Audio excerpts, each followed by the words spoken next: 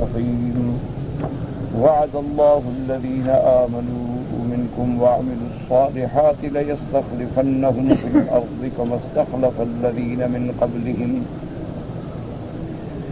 وليمكنن لهم دينهم الذي ارتضى لهم وليبدلنهم من بعد خوفهم أمنا يعبدونني لا يشركون بي شيئا ومن كفر بعد ذلك فأولئك هم الفاسقون.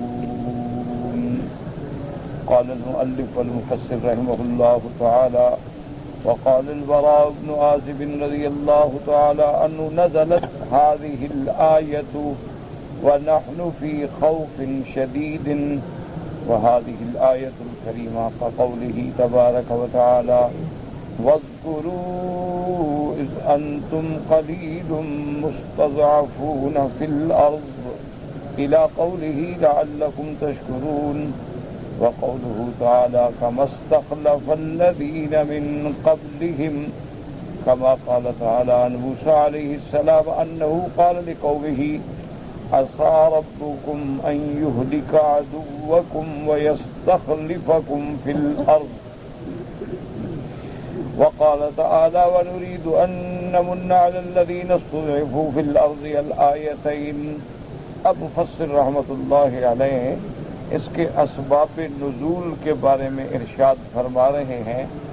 ایک روایت مبارک انہوں نے پہلے بھی ذکر فرمائی تھی جو ہم نے اس سے قبل تلاوت کی ہے کہ حضور صلی اللہ علیہ وسلم کی زندگی مبارک جو ہے مکی زندگی وہ بھی خوف میں گزری اور ہجرت کرنے کے بعد بھی حضور صلی اللہ علیہ وسلم کو سکون اور آرام میسر نہ آیا بلکہ اس وقت بھی خوف طاری رہا، کبھی یہود سے اور کبھی مشرکین سے اور کبھی یہود اور مشرکین کے گٹھ جوڑ سے جیسے جنگ احد کا قصہ پیش آیا، اسی طرح غزوہ خندق کا قصہ پیش آیا.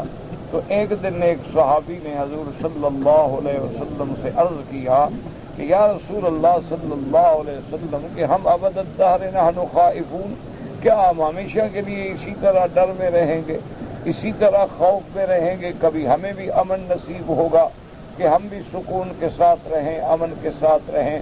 اب تو ہم ہر وقت جو ہے وہ ہتھیار بند رہتے ہیں، کبھی کہیں سے خطرہ ہے کبھی کہیں سے خطرہ ہے. حضور صلی اللہ علیہ وسلم نے ارشاد فرمایا، آپ نے فرمایا کہ تم تھوڑا صبر کرو گے لیکن ایک وقت آ جائے گا کہ جب اللہ تبارک و تعالی آپ لوگوں کو بھی امن نصیب فرمائیں گے، غلبہ نصیب فرمائیں گے اور اسلام کو تمکن فی الدین عطا فرمائیں گے. تم صبر کرو اور اللہ تبارک و تعالی کی رحمتوں سے امید رکھو. تو اللہ نے یہ آیت مبارک نازل فرمائی جس سے اللہ نے ایمان والوں سے وعدہ فرمایا کہ لَيَسْتَخْلِفَنَّهُمْ فِي الْأَرْضِ کہ ہم ان کو زمین میں خلافت دیں گے، زمین میں حکومت دیں گے اور اس دور میں دین کو بھی بہت بڑی قوت ملے گی اور خوف جو ہے ہم اس کو امن میں بدل دیں گے.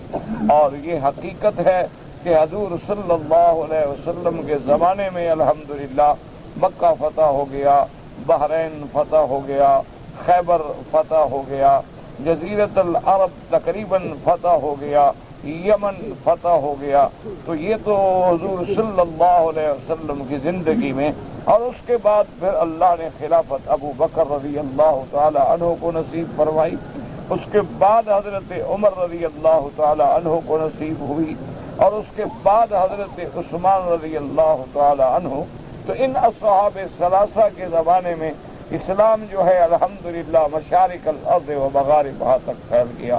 یعنی اسلام جو ہے ایک طرف اگر اسپانیہ کو چھو رہا تھا تو دوسری طرف سین کے سرحدوں میں پہنچا ہوا تھا. تو یہ اللہ تبارک و تعالیٰ کا وعدہ ہے جو اللہ نے سچا کر دکھلایا. اب اس روایت مبارک میں حضرت براء ابن عازب رضی اللہ تعالی عنہ بھی ارشاد فرماتے ہیں کہ نزلت هذه الآیت، یہ آیت اس دور میں اتری وَنَحْنُ فِي خَوْفٍ شَدِيدٍ کہ ہم بہت ہی خائف ہوتے تھے، ہر وقت دشمن کا خوف، ہر وقت دشمن کا خوف. ہر وقت انسان نے لڑائی کے لیے تیار رہنا۔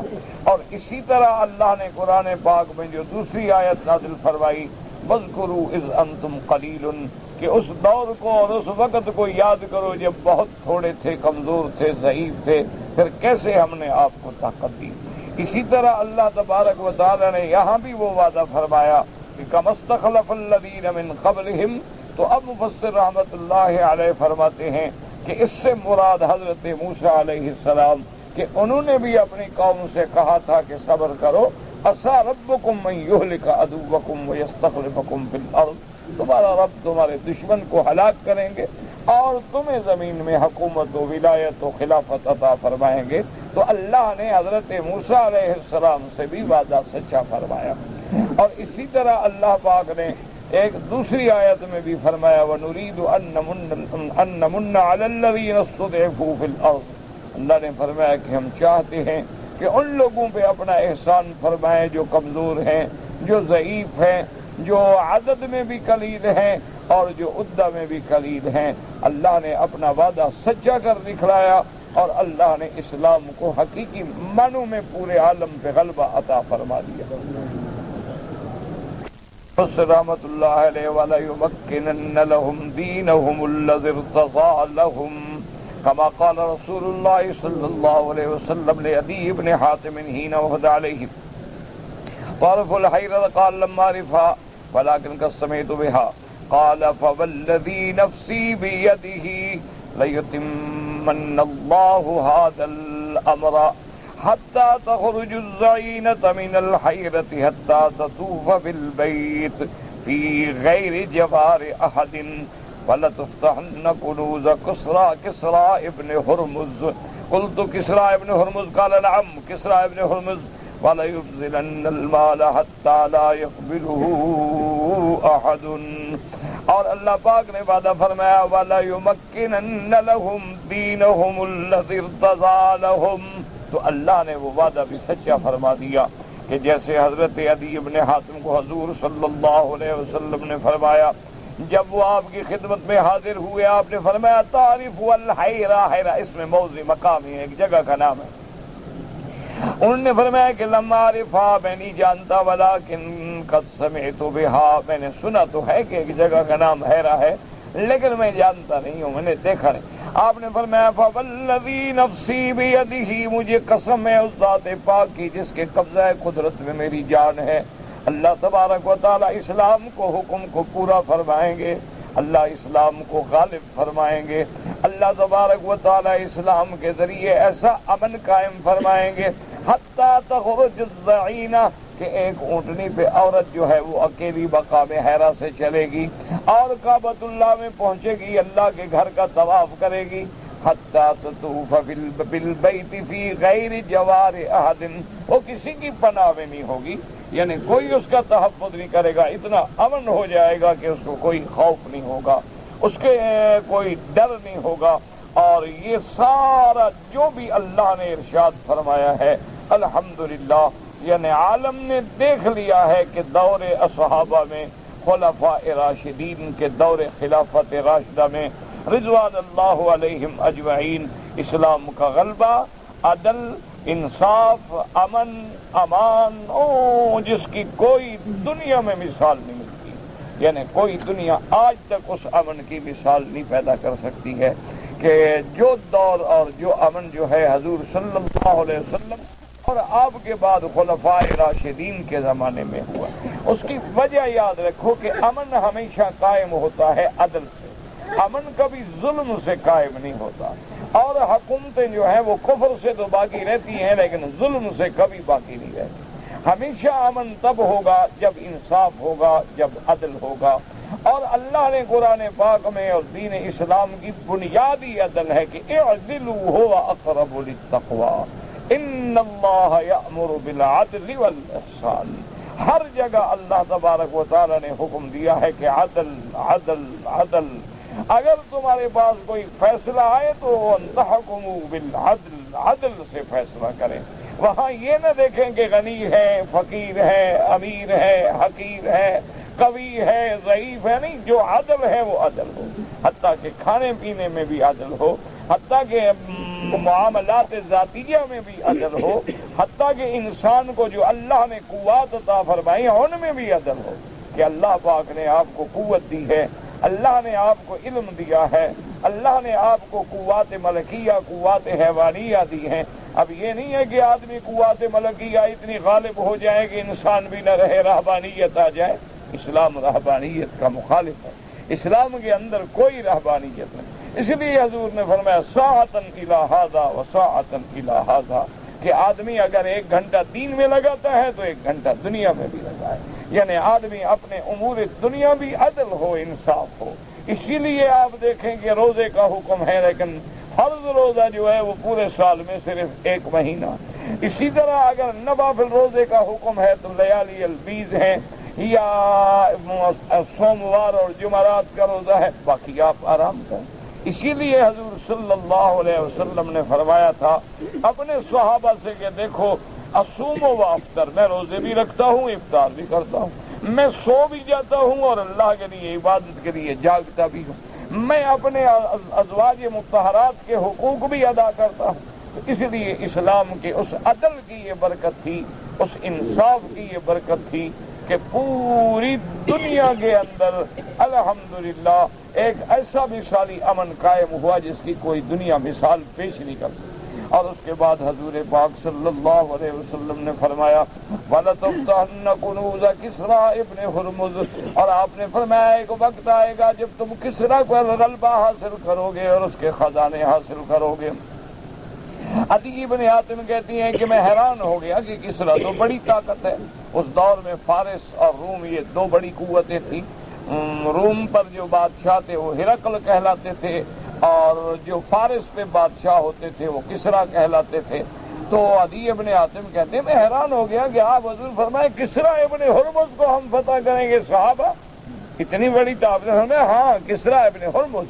وَلَيَبْذَلَنَّ الْمَالَ حَتَّى لَا يَقْبِلُهُ أَحَدٌ، اور حضور پاک صلی اللہ علیہ وسلم نے فرمایا اللہ تبارک و تعالی مسلمانوں کو اتنے اموال عطا فرمائیں گے، اتنے غنائم عطا فرمائیں گے کہ خیرات کریں گے لیکن لینے والا کوئی نہیں ہوگا، یعنی اللہ سب کو غنی بنا دیں گے، اللہ تبارک و تعالی سب کو اتنا عطا فرما دیں گے کہ کوئی محتاج نہیں رہے گا۔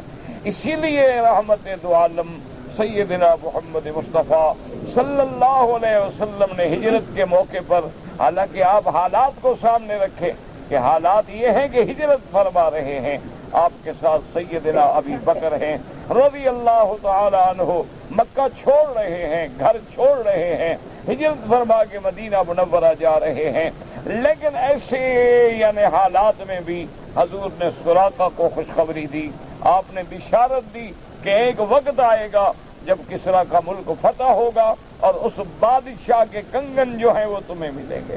حضور صلی اللہ علیہ وسلم کی وہ پیشین گوئی بھی حضرت عمر کے زمانے میں پوری ہوئی، خلافت عمر میں آ کے دور کسروی بھی ختم ہو گیا، لا کسریٰ بعدہ، اسی طرح کیسر بھی ختم ہو گیا، اسی طرح پورا بلاد عرب بھی الحمدللہ سرنگو ہو گیا، اور اسی طرح یہود و نصارہ کو جزیرہ عرب سے بھی نکال دیا گیا۔ اور اس کے بعد قال عدی ابن حاتم فهذه الزئیر تخرج من الحیرة تطوف بالبیت فی غیر جوار احد۔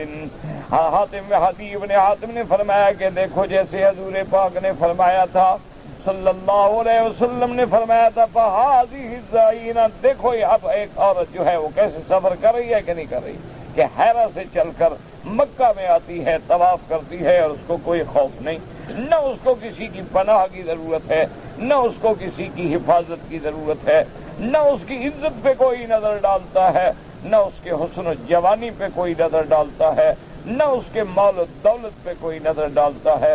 صدق رسول اللہ صلی اللہ علیہ وسلم، حضور پاک نے جو ارشاد فرمایا تھا وہ سچا ہو گیا۔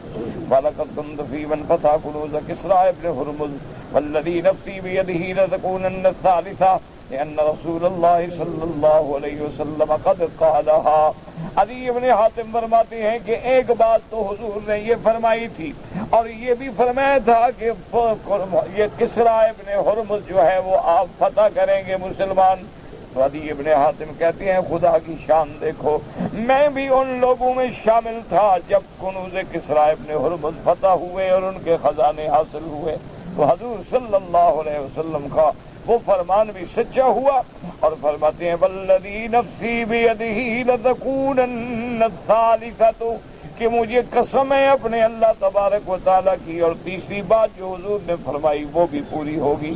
حضور صلی اللہ علیہ وسلم نے فرمایا کہ اللہ مومنوں کو اتنا مال دیں گے، اتنے غنائم دیں گے، اتنے خزائن دیں گے کہ مسلمان خیرات کریں گے لیکن لینے والا بھی کوئی نہیں ہوگا۔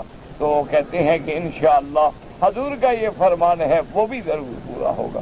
اور واقعتاً آپ دیکھ لیں کہ سیدنا ابی ہریرہ رضی اللہ تعالی عنہ ایک دن بیٹھے ہیں اور ریشمی رومال سے ناک صاف کر رہے تھے، تو اپنے آپ سے خود کہہ رہے تھے بخن بخن لے ابی ہریرہ، واہ بھی واہ ابی ہریرہ تیری شان ہے، کہ ایک وہ دور تھا کہ ہم بھوک سے پڑے رہتے تھے، لوگ سمجھتے تھے کہ بیمار ہے اور لوگ میری کمر پہ پاؤں رکھ کے گزر جاتے تھے، اور آج ایک وقت ہے کہ ہمارے ہاتھوں میں بھی ریشمی رومال ہے ناک صاف کرنے کے۔ اسی لیے تاریخ یہ بتلاتی ہے کہ سیدنا امیر المؤمنین عمر بن الخطاب رضی اللہ تعالی عنہ ایک دفعہ آپ تشریف لا رہے تھے اپنے دور خلافت میں، اور جب آپ مکہ مکرمہ کے قریب وادیوں میں پہنچے، آپ نے قافلہ روک دیا، اپنی اونٹنی مبارک سے اترے اور آپ نے 2 رکعت نماز پڑھی، اور اس کے بعد کافی دیر تک حضرت روتے رہے، اللہ کا شکر ادا کرتے رہے۔ صحابہ نے پوچھا ما یبکیک یا امیر المؤمنین، کہ عمر آپ کو کیا چیز رلا رہی ہے؟ انہوں نے کہا یہی وہ وادیاں ہیں کہ جہاں ارع الابل، میں تو اونٹ چرایا کرتا تھا، انہی وادیوں کے اندر ہم اونٹ لے کے آتے تھے، اور آج میں خلیفۃ المسلمین بن کے جا رہا ہوں۔ تو یہ اللہ تبارک و تعالیٰ کی عنایت ہے، یہ اللہ تبارک و تعالیٰ کا کرم ہے کہ اللہ تبارک و تعالیٰ نے اسلام کے ذریعے ہمیں عزت دی ہے، اللہ تبارک و تعالیٰ نے اسلام کے ذریعے ہمیں غلبہ عطا فرمایا ہے۔ اسی لیے ہمیشہ صحابہ رضوان اللہ علیہم اجمعین فرماتے تھے کہ ہم تو وہ قوم ہیں کہ جس کو اللہ نے اسلام سے عزت دی ہے، ان اللہ عزنا بالاسلام، اللہ نے ہمیں عزت دی ہے تو اسلام کے ساتھ عزت دی ہے۔ ہماری طاقت کی وجہ سے ہمیں عزت نہیں ملی، ہمیں دولت کی وجہ سے عزت نہیں ملی، ہمیں کثرت کی وجہ سے عزت نہیں ملی، ہمیں جو بھی عزت ملی ہے وہ اسلام کی وجہ سے ملی ہے، اور جو بھی عزت ملی ہے وہ قرآن کی وجہ سے ملی ہے۔ ان اللہ یرفع بہذا الکتاب اقواما ویضع بها آخرین، حضور پاک نے فرمایا اللہ کے قرآن کی یہ شان ہے کہ اللہ اس کے قرآن کے ذریعے ماننے والوں کو اونچا کر دیں گے دنیا و آخرت میں، اور انکار کرنے والوں کو زمین مٹی میں ملا دیں گے دنیا و آخرت میں، ان کی دنیا بھی برباد ہوگی اور آخرت بھی برباد ہوگی۔ اسی لیے خلافت سیدنا عمر میں رضی اللہ تعالی عنہ کے دور میں آپ کے گورنر جو تھے مکہ سے مدینہ ملنے کے لیے حاضر ہوئے، تو امیر المؤمنین نے پوچھا کہ من والیت علی اہل مکہ، کہ مکے والوں پہ تم نے کس کو ولایت دی، کس کو حاکم بنایا، امیر بنایا؟ انہوں نے کہا ابن ابزہ، کہ میں نے ابن ابزہ کو بنایا۔ انہوں نے کہا ابن ابزہ من الممالک، وہ تو غلام خاندان میں سے ہے، اس کو تم نے اہل مکہ پہ ولی بنا دیا ہے؟ اہل مکہ تو اہل اللہ، اہل مکہ جو ہیں وہ تو اہل اللہ ہیں، اللہ کے گھر میں رہنے والوں کو۔ انہوں نے کہا ہاں اس لیے کہ اس کے پاس اللہ کا قرآن دیا تھا، وہ قرآن کا عالم ہے۔ تو فبکا عمر فقال صدق رسول اللہ صلی اللہ علیہ وسلم کہ ان اللہ یرفع بهذا الکتاب اقواما ویضع بها آخرین، کہ حضور نے سچ فرمایا کہ اللہ اس قرآن سے جس کو چاہیں عزت دیں۔ کہ دیکھیں ابن ابزہ ممالک میں ہیں اور آج مکے کا ماشاءاللہ رئیس بن کے بیٹھا ہوا ہے۔ اللہ تبارک و تعالی نے غلاموں کو بھی اونچا کر دیا، اللہ تبارک و تعالی نے ممالک کو بھی اونچا کر دیا، اور اللہ تبارک و تعالی اسی قرآن کے ذریعے قیامت میں بھی ایسے درجات عطا فرمائیں گے، ایسے مقام عطا فرمائیں گے کہ آدمی کے تصور سے بھی بالا تر ہے۔ اس لیے اس کے بعد فرماتے ہیں وقال الامام احمد حدثنا عبد الرزاق قال اخبرنا سفیان نبی سلمۃ الربیع بن انس عن ابی العالیہ عن ابی بن کعب رضی اللہ تعالی عنہ قال قال رسول اللہ صلی اللہ علیہ وسلم بشر هذه الأمة بالصلاة والرفعة والدين والنصر والتمكين في الأرض فمن عمل منهم عمل الآخرة للدنيا لم يكن له في الآخرة نصيب۔ حضرت ابی بن کعب رضی اللہ تعالی عنہ یہ سب سے بڑے قاری تھے قرآن کے، اللہ نے ان کو قرآن کا حفظ، قرآن کی قرات عطا فرمائی تھی، حتیٰ کہ حضور پاک نے فرمایا کہ اقرأکم ابی بن کعب، کہ تم سب میں یعنی بڑا قاری جو ہے وہ ابی بن کعب۔ اور یہ اتنے بڑے شان والے صحابی ہیں کہ ایک دن رحمت دو عالم نے بلایا اور آپ نے فرمایا کہ ابی بیٹھو، ان اللہ امرنی ان اقرأ علیک، اللہ نے مجھے حکم دیا ہے کہ میں تجھ پہ پڑھوں۔ تو ابی بن کعب نے کہا یا رسول ان اللہ سمانی من فوق العرش، اللہ نے میرا نام لیا، فرمایا ان اللہ سماک، اللہ نے آپ کا نام لیا ہے۔ فبقى ابی بن کعب، حضرت ابی بن کعب خوشی سے رونے لگ گئے رضی اللہ تعالی عنہ کہ اللہ میرا نام لے کے اپنے نبی کو حکم دیتی ہے کہ قرآن پڑھو۔ تو یہ وہ صحابی ہیں، وہ فرماتے تھے کہ اللہ تبارک و تعالی نے اس امت کو یعنی امت مسلمہ، امت محمد مصطفیٰ صلی اللہ علیہ وسلم کو بشارت دی ہے، بلندی کی بشارت دی ہے، عزت کی، کامیابی کی، دین کی اور مدد کی، اور تمکین فی الارض کی کہ آپ کو دین بھی عزت والا دیں گے، غلبے والا دیں گے، اور پورا زمین میں بھی آپ کو تمکن فی الارض نصیب فرمائیں گے۔ اس کے بعد آپ نے فرمایا کہ لیکن جو شخص کام تو آخرت کے کرے لیکن دنیا کمانے کے لیے، یعنی قرآن پڑھتا ہے پیسہ لینے کے لیے اور نیک بنتا ہے لوگوں کو دھوکہ دے کے لوٹنے کے لیے، تو فرمایا ایسے لوگوں کا پھر آخرت میں کوئی حصہ نہیں ہوگا، حصہ ان لوگوں کا ہوگا جو اللہ کے لیے کریں گے، خالص اللہ تبارک و تعالیٰ کے لیے عمل ہوگا، اللہ کی رضا کے لیے ہوگا، اور اللہ تبارک و تعالیٰ پر ایمان و ایقان کے ساتھ ہوگا۔ اگر وہ اللہ کے سوا دنیا حاصل کرنے کے لیے کریں گے تو پھر آخرت میں ان کو کچھ بھی نہیں ملے گا۔ وَقَوْلُهُ تَبَارَكَ وَتَعَالَى يَعْبُدُونَنِي لَا يُشْرِكُونَ بِي شَيْئًا، اللہ نے کیوں پیدا کیا دنیا کو؟ وَمَا خَلَقْتُ الْجِنَّ وَالْإِنسَ إِلَّا لِيَعْبُدُونَ، اللہ نے جن انس کو اپنی عبادت کے لیے پیدا کیا۔ تو جب اللہ آپ کو حکومت دے، طاقت دے، تمکن فی الارض دے، خلافت فی الارض دے، تو لازم ہے کہ خالص اللہ کی عبادت کرو، اللہ تبارک و تعالیٰ کی اطاعت کرو، اور اللہ تبارک و تعالیٰ کی عبادت میں کسی کو شریک نہ کرو، کیونکہ معنی الوہیت کا یہی ہے کہ معبود برحق ہے، اور جمیع انواع العبادت جو ہیں صرف اللہ تبارک و تعالیٰ کی ذات کے لیے ہیں، چاہے وہ عبادت مالی ہو، چاہے وہ عبادت بدنی ہو، چاہے وہ عبادات قولیہ ہوں، چاہے وہ عبادات فعلیہ ہوں، یا عبادات مشترکہ بین المال والبدن، سب خالص اللہ کے لیے۔ وَاعْبُدُوا اللَّهَ مُخْلِصِينَ لَهُ الدِّينَ، کہیں فرماتے ہیں وَاعْبُدُوا اللَّهَ وَلَا تُشْرِكُوا بِهِ شَيْئًا، اور کہیں فرمایا فَمَن كَانَ يَرْجُو لِقَاءَ رَبِّهِ فَلْيَعْمَلْ عَمَلًا صَالِحًا وَلَا يُشْرِكْ بِعِبَادَةِ رَبِّهِ أَحَدًا، ایک شرط ہے کہ اللہ کی عبادت میں کسی کو شریک نہ کرے۔ اور یاد رکھیں کہ جو بندہ اللہ کی رحمت سے اس حال میں مر گیا کہ اللہ کے ساتھ شریک نہ کرے، اللہ جنت عطا فرما دے۔ اس لیے کہ حدیث مبارک میں آتا ہے، اللہ فرماتے ہیں کہ میرا بندہ چاہے زمین کے ذروں کے برابر گناہ لے کے آئے لیکن میرا شریک نہ کرے تو میں اتنی بڑی رحمت کے ساتھ اس کو بخش دوں گا، لیکن شرط یہ ہے کہ لا یشرک باللہ شیئا، اللہ کے ساتھ شریک نہ بنائے، نہ اس کی ذات میں، نہ صفات میں، نہ اللہ کی عبادت میں کسی غیر کا ذرہ برابر بھی خیال نہ ہو۔ اس لیے فرماتے ہیں یعبدوننی لا یشرکون بی شیئا۔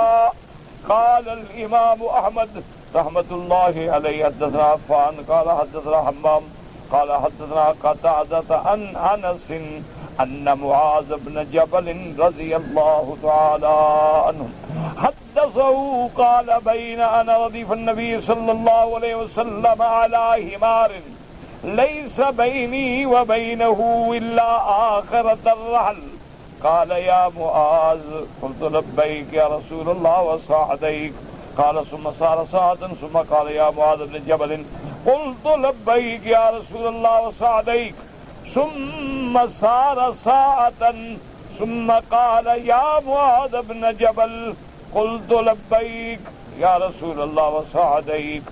اب اس حدیث مبارک میں امام احمد بن حنبل رحمۃ اللہ علیہ نے اس سند مبارک کے ساتھ روایت فرمائی ہے.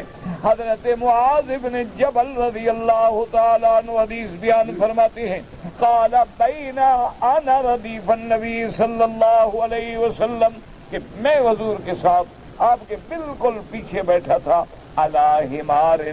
تو اس حدیث سے معلوم ہوا کہ گدھا پہ سوار ہونا بھی سنت ہے، کیونکہ اس میں تواضع ہے کہ کوئی دیکھے نا بڑے متکبر جو ہوتے ہیں وہ کبھی گدھا پہ سوار نہیں ہوگا، کوئی اس کا تکبر اس کو مانے ہوتا ہے.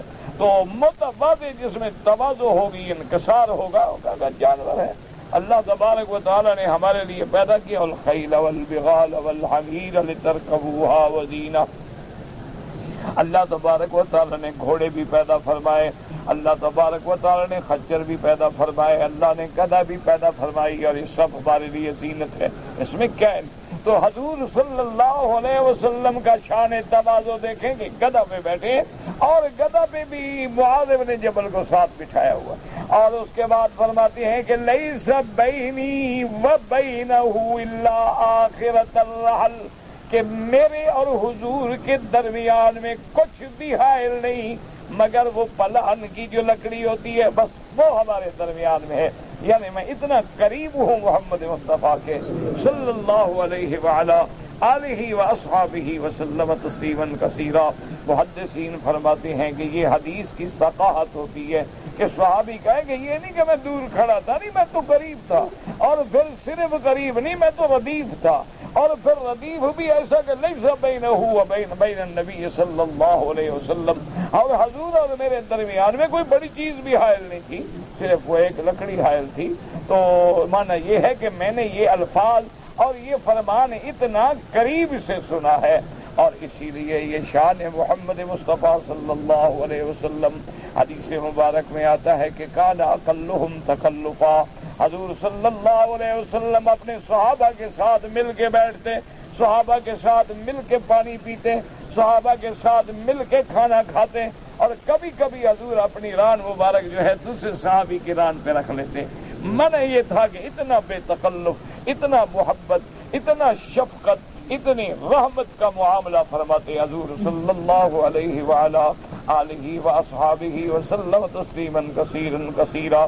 فرماتے ہیں حضور صلی اللہ علیہ وسلم نے فرمایا کہ یا معاذ، میں نے کہا لبیک یا رسول اللہ وسعدیک. یہ ادب کا جواب ہے، ورنہ آدمی کہہ سکتا ہے نعم، آدمی اور بھی کہہ سکتا ہے، لیکن یہ الفاظ جو ہے نا یہ ادب پر دلالت کرتے ہیں. تو حدیث ہمیں ادب سکھاتی ہے کہ جب اللہ کے نبی خطاب کے اندر، جواب کے اندر اتنے با ادب ہیں تو کسی غیر صحابی کو کیسا ادب کرنا چاہیے کہ صحابہ ایسا ادب کرتے کہ لبیک وسعدیک یا رسول اللہ. تو حضور اس کے بعد ثم سار ساعۃ، صحابی فرماتے ہیں حضور چپ ہو گئے، پھر سفر فرماتے رہے.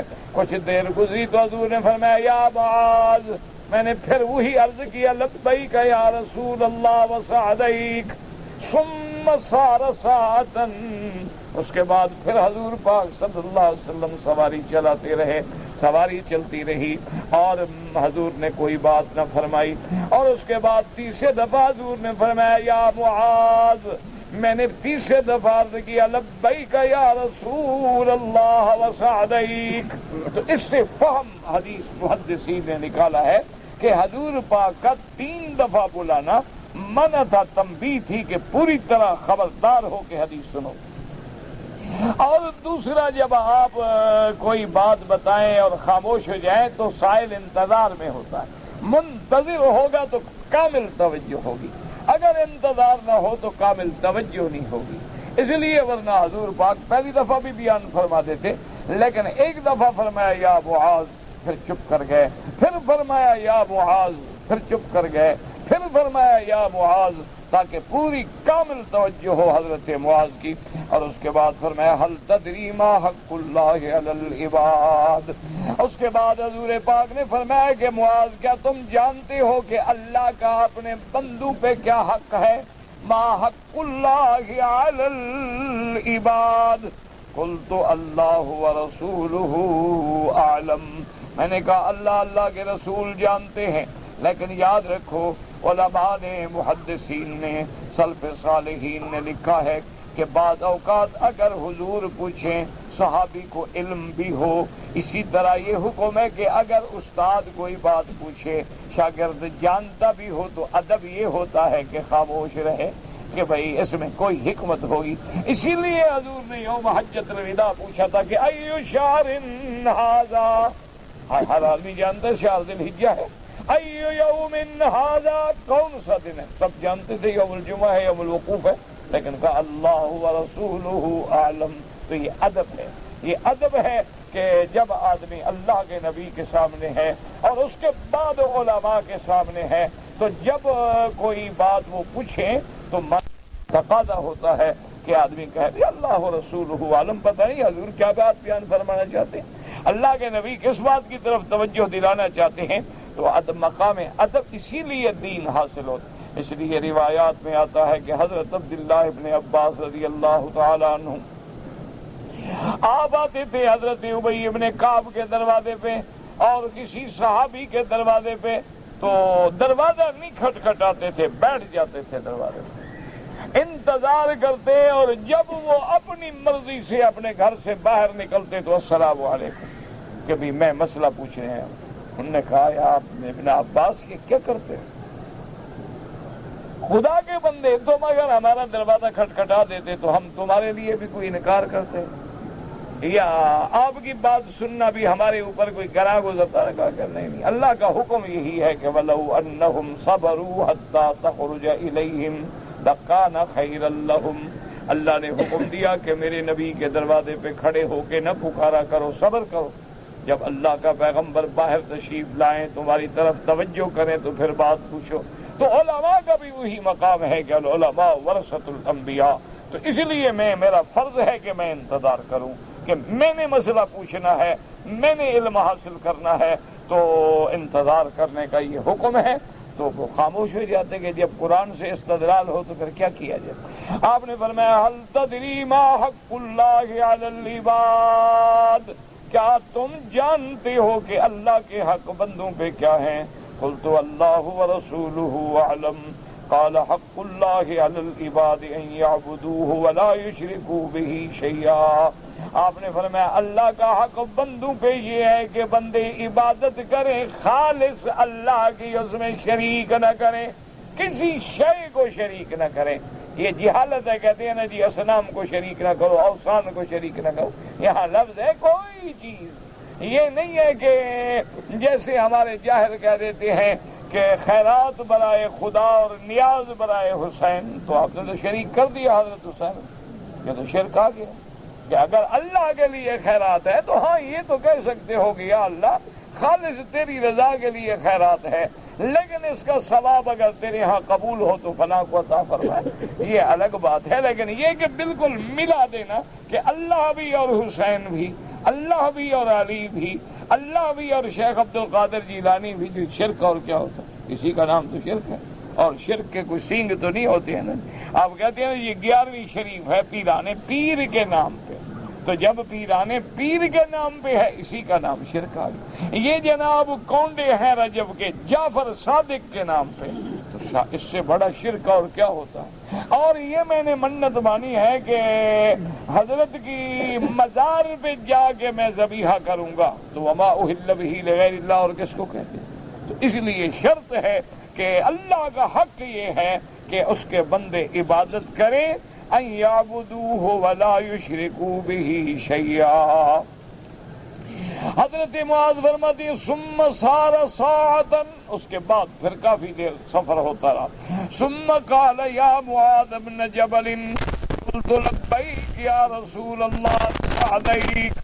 اس کے بعد پھر حضور نے فرمایا کہ یا معاذ بن جبل، تو میں نے کہا لبیک یا رسول اللہ وسعدیک. قال فهل تدری ما حق العباد علی اللہ اذا فعلوا ذلك؟ قال قلت اللہ ورسولہ اعلم. اس کے بعد حضور نے فرمایا اچھا کیا تم جانتے ہو کہ بندوں کا کیا حق ہے اللہ پہ اگر وہ صحیح معنی میں عبادت کریں شرک نہ کریں تو پھر بندوں کا کیا حق ہے. لیکن یاد رکھو لا یجب علی اللہ شیء، یہ تفضل ہے، احسان ہے کہ اللہ اپنے اوپر کسی چیز کو فرما دیں کہ اب مجھ میں واجب ہے کہ میں داخل جنت کا. اللہ پہ تو کچھ بھی واجب نہیں، سب اس کی مخلوق ہے، وہ جو چاہیں کرے. یفعل ما یشاء ویحکم ما یرید. لیکن یہ بھی اس کا فضل ہے، احسان ہے، منت ہے کہ اوجب علی نفسہ تفضلا وتمننا، کہ اپنی ذات پہ وہ واجب کرے لیکن احسانا، ورنہ اللہ پہ کوئی چیز واجب نہیں ہوتی. پوچھا کہ کیا واجب ہے بندوں کی طرف سے؟ حضرت معاذ فرماتے ہیں قلت اللہ ورسولہ اعلم، اللہ کا رسول جانتے. قال فإن حق العباد علی اللہ الا يعذبهم. آپ نے فرمایا پھر بندوں کا حق یہ ہے کہ اللہ ان کو عذاب نہ دیں، عذاب نہیں دیں گے، جہنم نہیں ڈالیں گے، عذاب نہیں دیں گے، بلکہ مغفرت فرمائیں گے کہ من مات لا یشرک باللہ شیئا دخل الجنہ.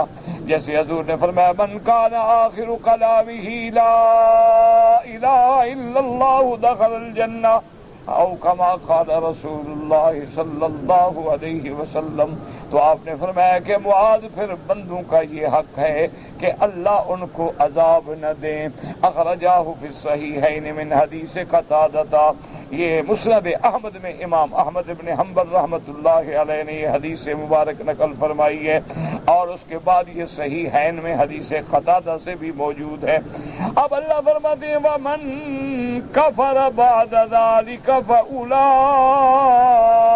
هُمُ الْفَاسِقُونَ. یاد رکھیں میں نے عرض کیا تھا کہ کفر کا ایک لغوی معنی ہے اور کفر کا ایک اصطلاحی معنی ہے. کفر کا لغوی معنی تو ہوتا ہے ناشکری، اور اصطلاحی معنی ہوتا ہے اللہ سے کفر کرنا جو ضد ہے ایمان کی. ایمان کی ضد کیا ہے؟ کفر ہے. جیسے حق باطل کی ضد ہے، صدق کذب کی ضد ہے، ایمان کفر کی ضد ہے، اسی طرح کفر ایمان کی ضد ہے. اور ضد کا معنی یہ ہوتا ہے کہ لا یجتمعان، وہ اکٹھے نہیں ہو سکتے، کیونکہ صدق ہوگا تو کذب نہیں ہوگا، حق ہوگا تو باطل نہیں ہوگا، ایمان ہوگا تو کفر نہیں ہوگا، اور کفر ہوگا تو پھر ایمان نہیں ہوگا. تو اس لیے ضدان لا یجتمعان. تو یہاں جو دونوں ترجمے ہو سکتے ہیں.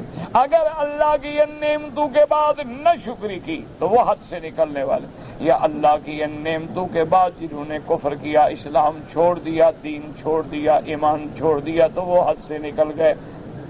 علماء فرماتے ہیں کہ دونوں معنی اس آیت میں جائز ہیں.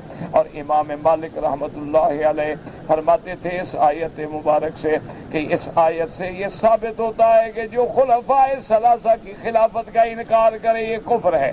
کیوں؟ فرمایا وعد اللہ الذین آمنوا منکم وعملوا الصالحات لیستخلفنہم. اور اللہ نے اس آیت کو ختم کیا ومن کفر بعد ذلک فأولئک هم الفاسقون. اب مفسر فرماتے ہیں ومن خرج عن طاعتی بعد ذلک فقد خرج عن امر ربہ وکفى بذلک ذنبا عظیما. کہ جو آدمی میری اتنی نعمتوں کے بعد، تمکن فی الارض کے بعد، استخلاف فی الارض کے بعد اگر پھر بھی میرے احکام سے نکلا تو وہ میرے گویا کے اطاعت سے نکل گیا، میرے حکم سے نکل گیا، اور اس کے لیے یہی ہلاکت کے لیے یہی گناہ کافی ہے. فالصحابة رضی اللہ عنہم لما كانوا اقوم الناس بعد النبی صلی اللہ علیہ وسلم بأوامر اللہ وأطاعهم لله كان نصرهم بحسبهم أظهروا كلمة الله في المشارق والمغارب وأيدهم تأييدا عظيما وحكموا في سائر العباد والبلاد. اب مفسر رحمۃ اللہ علیہ فرماتے ہیں کہ فالصحابہ رضی اللہ عنہم، اور صحابہ کی جماعت جو تھی وہ تو لوگوں میں سب سے زیادہ صحیح چلنے والے اللہ کے احکام پر، اللہ کی اطاعت کرنے پر. اس لیے اللہ تبارک و تعالی نے ان کے عمل کے مطابق ان کے اخلاص کے مطابق ان کی مدد کی۔ اللہ تبارک و تعالی نے مدد فرمائی، اظہروا کلمۃ اللہ، انہوں نے بھی پھر اللہ کے کلمے کو اونچا کر دیا، بلند کر دیا، فی المشارق والمغارب، اور پھر اللہ تبارک و تعالی نے ان کی تائید فرمائی، انہوں نے بندوں میں بھی اور ملکوں میں بھی اپنی حکومت چلائی، حکم فرمایا۔ وَلَمَّا قَصَرَ النَّاسُ بَعْضَهُمْ فِي بَعْضِ الْأَبَابِلِ نَكَصَ ظُهُورُهُمْ بِحَسْبِهِمْ۔ اب مفسر رحمۃ اللہ علیہ فرماتے ہیں وَلَمَّا قَصَرَ النَّاسُ بَعْضَهُمْ، صحابہ کے بعد تابعین خیر القرون کے دور کے بعد جوں جوں اطاعت گھٹتی گئی اللہ کی مدد بھی گھٹتی گئی، جوں جوں فرما برداری گھٹتی گئی اللہ کی نصرت بھی گھٹتی گئی، کہ جب تک صحابہ کامل تھے اطاعت میں نصرت بھی کامل آتی رہی، لیکن اس کے بعد لوگوں میں نقص آیا تو اللہ کی مدد بھی چھوٹ گئی۔ ولیکن قد ثبت فی الصحیحین من غیر وجہ عن رسول اللہ صلی اللہ علیہ وسلم انہ قال لا تزال طائفة من امتی ظاہرین علی الحق لا يضرهم من خذلهم ولا من خالفهم الى يوم القيامة وفي رواية حتى يأتي امر الله وهم على ذلك وفي رواية حتى يقاتل الدجال وفي رواية حتى ينزل عيسى ابن مريم وهم ظاهرون وكل هذه الروايات صحيحة ولا تعارض بينهما۔ لیکن مفسر رحمۃ اللہ علیہ فرماتے ہیں مسلمان جتنے کمزور ہو جائیں، جتنے ضعیف ہو جائیں، لیکن صحیحین میں یہ بات ثابت ہے، بخاری و مسلم میں یہ حدیث مبارک موجود ہے، حضور پاک نے فرمایا کہ لا تزال طائفۃ من امتی، میری امت میں سے ایک جماعت ہمیشہ حق پہ قائم رہے گی، یعنی کچھ بھی حالات ہو جائیں، یہ نہیں ہوگا کہ دنیا حق والوں سے خالی ہو جائے، ایمان والوں سے خالی ہو جائے، نہیں، اللہ کے بندے رہیں گے اور ان کو کسی کا نقصان، کوئی آدمی ان کو نقصان نہیں پہنچا سکے گا۔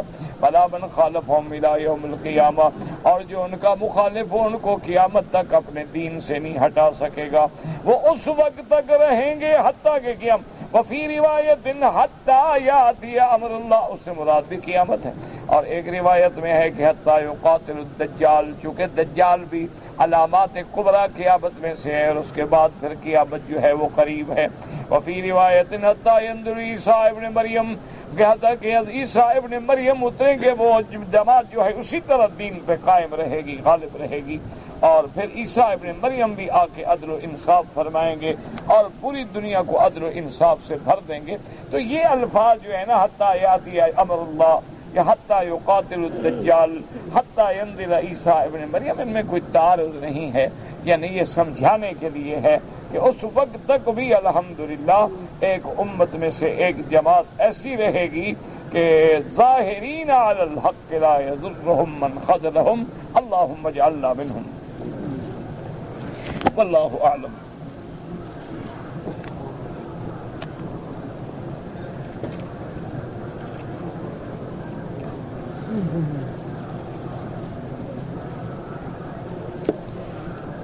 کہتے جی کہ میں نے اپنی لڑکی کو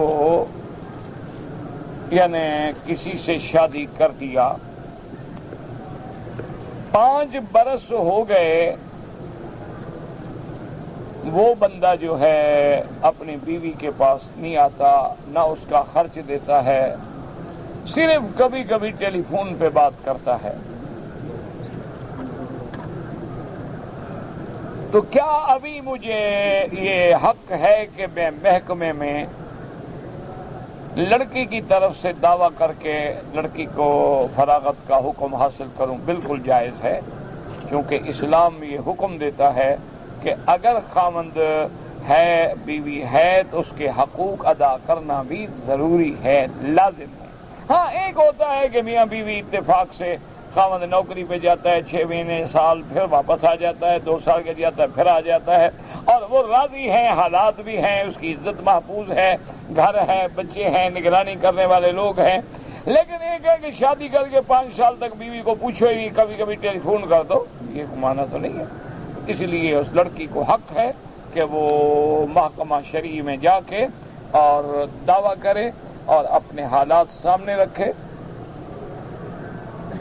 انشاءاللہ۔ بہرحال شرعاً اس کو حق ہے کہ وہ خلو لینا چاہے لے لے اور نفقہ لے، جیسے کرے، حق ہے۔ حضرت عیسیٰ علیہ السلام الگ ہیں اور مہدی الگ ہیں خدا کے بندے. حضرت عیسیٰ کا نام تو عیسیٰ ہے نا، یا عیسی ابن مریم، یا عیسی ابن مریم، یا عیسی ابن مریم، سارا قرآن بھرا ہوا ہے. اور مہدی جو ہوں گے آپ نے فرمایا اسمہ، اس کا نام ہوگا علی اسمی و کنیتہ علی کنیتی، اس کا نام میرے نام پہ ہوگا یعنی محمد ہوگا، اور اس کی کنیت جو ہے وہ ابو القاسم ہوگی. تو کہاں محمد اور کہاں عیسیٰ؟ ایک نام تھوڑا ہے. عیسیٰ پیغمبر ہے، مہدی نبی نہیں ہوں گے. عیسیٰ علیہ السلام تو اللہ کا رسول ہے، اللہ کا رسول ہے، اللہ کا نبی ہے، آسمانوں میں زندہ موجود ہے. اور قرب قیامت میں لَيَنزِلَنَّ عِيسَىٰ ابن مریم عَلَىٰ مِنَارَةِ شرقیہ بیضاء دمشق. آپ نے فرمایا کہ قیامت کے قریب عیسیٰ علیہ السلام اتریں گے، دمشق میں اتریں گے، اور یقتل الدجال ویکسر الصلیب ویضع الجزیۃ ویملأ الارض عدلا وقسطا، کہ اس کے بعد جو ہے آپ صلیب کی قوت کو بھی توڑیں گے، دجال کو بھی قتل کریں گے، اور پھر یہ نہیں ہوگا کہ جزیہ دو تو رہ جاؤ، نہیں، یا اسلام یا اس کے بعد موت. تو حضرت عیسیٰ الگ ہیں، مہدی الگ ہیں.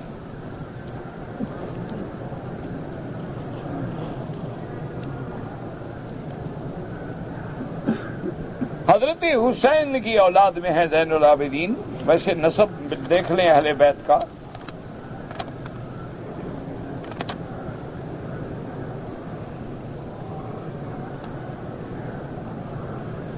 کہتے ہیں جی کہ میرا جو ہے 3000 ریال کسی نے پرس تھا اس میں سے نکال لیا ہے. بہرحال اللہ آپ کی مدد کرے، یہاں پر چندہ کرنا جو ہے منع ہے. یہاں پر مجمع میں یا درس میں کسی سے اپیل کرنا جو ہے، چندہ کرنا جو ہے وہ منع ہے. بہرحال آپ نے ایک بات کہہ دی ہے، سب نے سن لیا ہے. اللہ تبارک و تعالیٰ کسی کو توفیق دیں گے تو آپ کی مدد کریں گے. اللہ تبارک و تعالیٰ کے آگے کوئی مشکل نہیں، اللہ پاک آپ کی مشکل حل فرما دیں گے انشاءاللہ.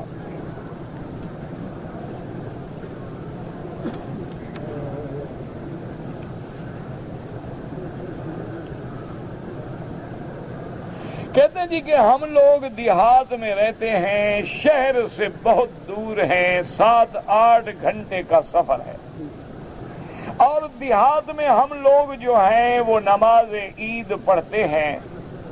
تقریباً عید پہ 200 یا 300 آدمی اکٹھا ہو جاتا ہے.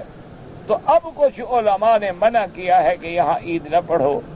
تو بہرحال گزارش یہ ہے کہ یہ مسئلہ ما بہ الاختلاف ہے بین ائمۃ الفقہاء، کہ بعض ائمہ کرام کے نزدیک کسی چھوٹی سی بستی میں بھی عید نماز ہو سکتی ہے، چاہے وہ بستی چھوٹی ہو یا بستی بڑی ہو، وہاں عید نماز جائز ہے.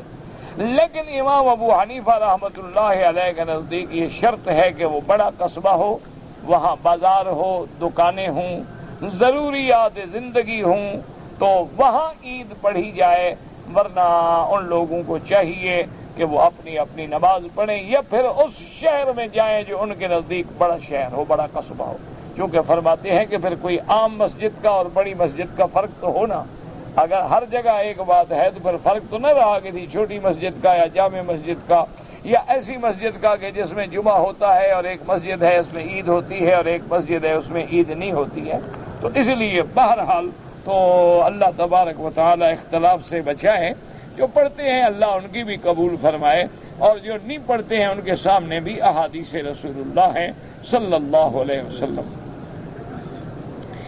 ایک آدمی مکے میں رہتا ہے اور اس نے پہلا حج کیا. میرا بھائی حج پہلا ہو، دوسرا ہو، 10واں ہو، احکام تبدیل نہیں ہوتے. یہ لوگوں کے دماغ میں ہوتا ہے کہ میرا پہلا حج ہے تو بکری رکھنا ضروری تھا. بکری رکھنا نہ رکھنے کا تعلق جو ہے وہ پہلے، دوسرے، تیسرے حج سے نہیں ہے. اصل حج کے اقسام 3 ہیں. حج افراد ہے، حج تمتع ہے، حج قران ہے. تمتع اور قران میں ہدی لازم ہے.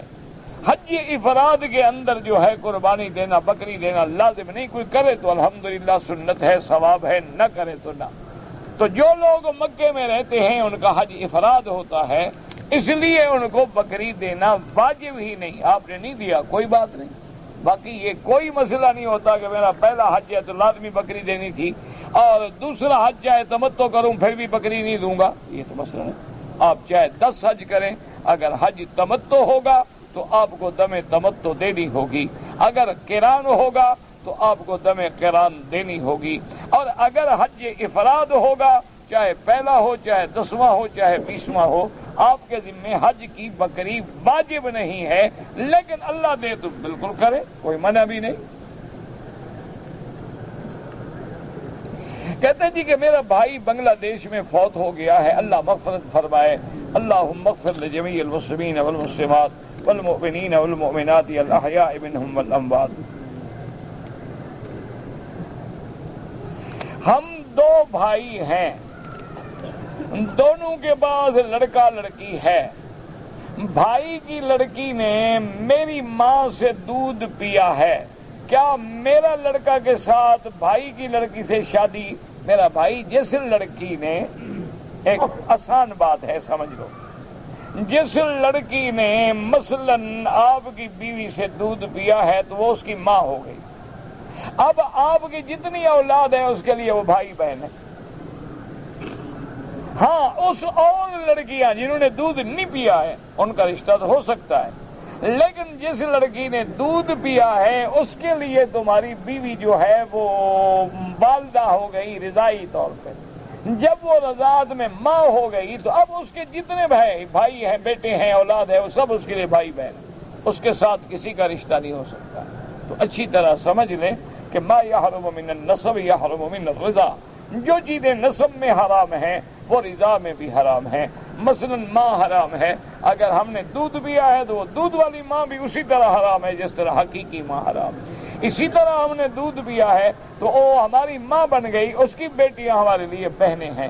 جیسے سگی بہن حرام ہے اسی طرح وہ رضائی بہن بھی حرام ہے. ایک موٹی بات یاد رکھ لو کہ جو بندہ، جو لڑکا، جو لڑکی کسی عورت کا دودھ پی لے لیکن اس زمانہ رضاعت کے اندر، اب وہ اس کے لیے ماں کے حکم میں ہے اور اس کی جتنی اولاد ہے اس کے بھائی بہن.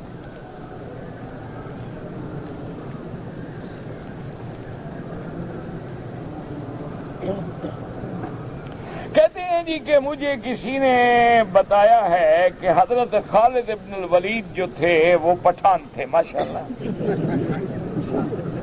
اور ان کی زبان جو ہے وہ پشتو تھی. آپ کو کسی نے غلط بتایا. حضرت خالد جو ہیں یہ ولید ابن المغیرہ کے بیٹے.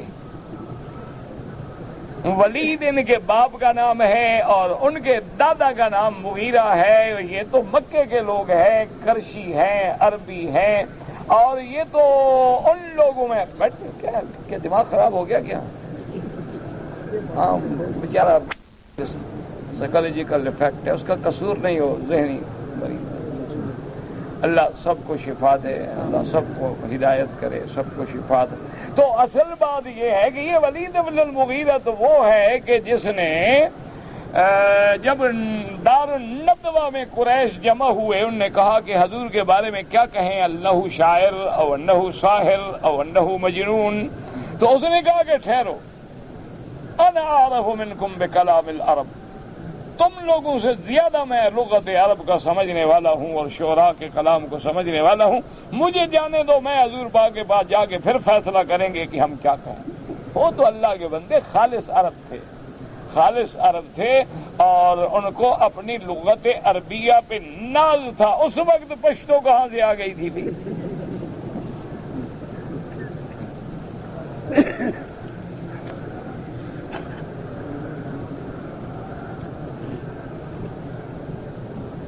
اگر ایک آدمی نے مثلا عشاء کی نماز میں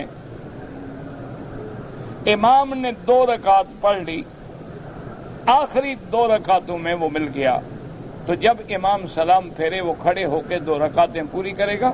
اس میں سورت فاتحہ بھی پڑھے گا اور سورت بھی ملائے گا، اور پھر 2 رکعتیں پڑھ کے اتحیات پڑھ کے پوری کامل پھر سلام پھیرے گا.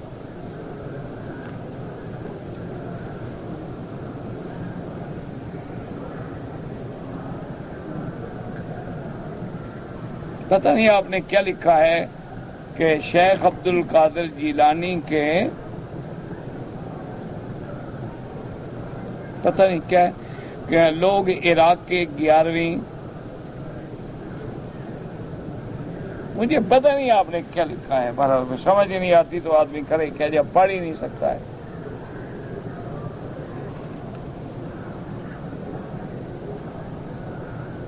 بھانجی سے شادی نہیں کر سکتا ہے۔ میں نے بیوی کو طلاق دیا، طلاق جو ہے کاف سے نہیں ہوتی، کعبہ والے سے، طلاق نقطے والے کا، الطلاق مرتان، قرآن میں پڑھو نا تو لکھا ہوگا، آپ دیکھ لیتے۔ بہرحال اگر آپ نے بیوی کو طلاق دے دیا تو ایک گھر میں رہنے کا کیا مطلب؟ اگر آپ نے ایک طلاق دی ہے، طلاق رجعی ہے، تو اب عدت کے وقت تک وہ عورت آپ کے گھر میں رہ سکتی ہے تاکہ خدا کرے آپ کی صلح ہو جائے، رجوع ہو جائے۔ لیکن اگر طلاق مکمل ہو گئی ہے تو پھر اس گھر میں آپ کے لیے عورت اجنبی ہے، کوئی حق نہیں آپ کو اس کے پاس رہنے کا یا اس کو آپ کے پاس رہنے کا، اولاد ہو نہ ہو یہ کوئی ذمہ داری نہیں۔ اب اولاد کا فکر ہے تو طلاق ہی نہ دیتے۔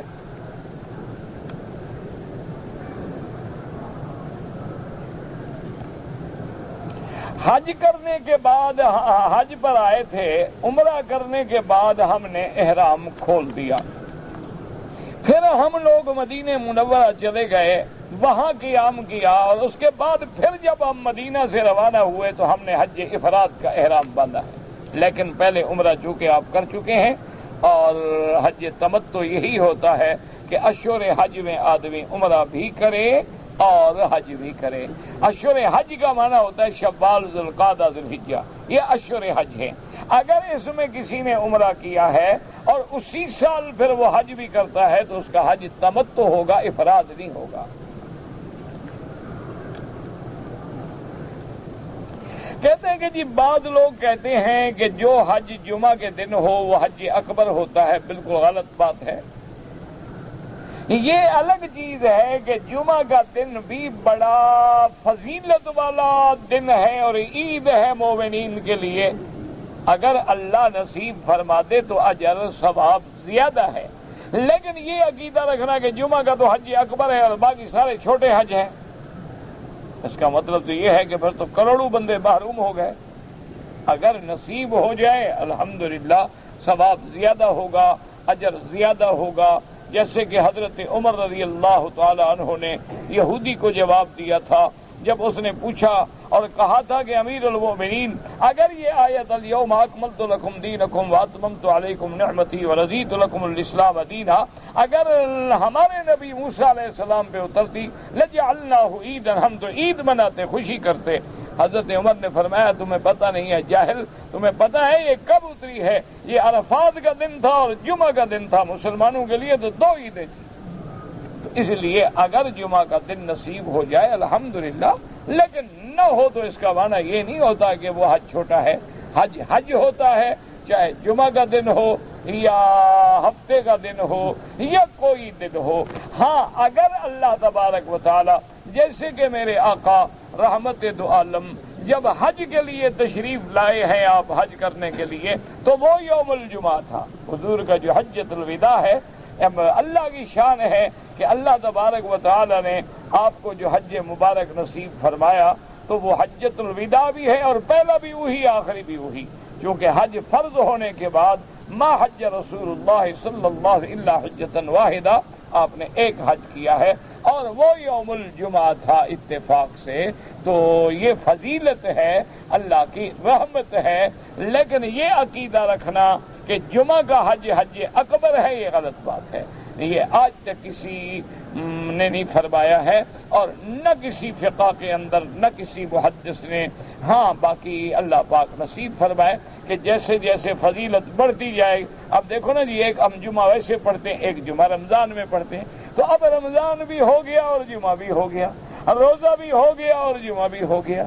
اسی طرح ہم دیکھیں مثلاً کہ 27 کی رات یا 21 کی رات یا 29 کی رات متوقع ہے لیالی القدر، تو اس میں اگر جمعرات بھی آ گئی تو ایک اور فضیلت ہو گئی۔ اللہ پاک نصیب فرمائے۔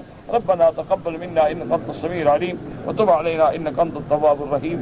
صلی اللہ تعالی علی خیر خلقہ سيدنا محمد وآله وصحبه أجمعين. اللهم صل على سيدنا محمد وعلى آل سيدنا محمد كما صليت على إبراهيم وعلى آل إبراهيم في العالمين إنك حميد مجيد.